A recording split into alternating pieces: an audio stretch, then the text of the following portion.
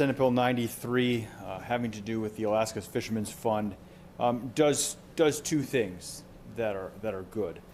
It encourages commercial fishermen and people who work in commercial fishing operations to be licensed, because they then are eligible to receive payment from the Fishermen's Fund.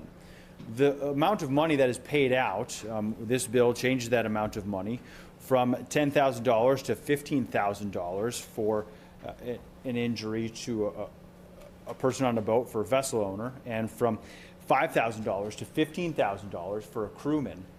That amount of money comes from license fees and a percentage of fees that come from the sale of permits from one fisherman to another. So it's a definite benefit for people, especially if they are working as crew on a fish site or on a boat, to not fly under the radar and to pay their amount of money, $65 or whatever it is now, to become licensed. Also, this payout really encourages boat owners to get insurance on their boat so that they have some additional protection. This bill does not tell insurance companies what to do. It doesn't change the way that insurance companies function, but what it does is it offers additional protection for boat owners to pay their deductible when they have to make an insurance claim, as well as it offers to people who work in commercial fishing operations to have some of their medical expenses covered. And those two things are very important, Mr. President.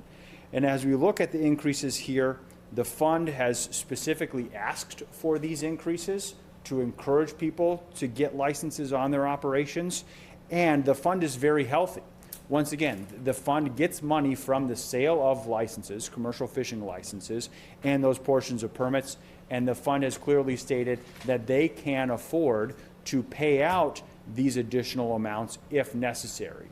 And according to the amendment that we just passed, which was brought to us by my colleague from District H, when that fund is reduced, if it happens, Mr. President, those amounts of payouts will decrease.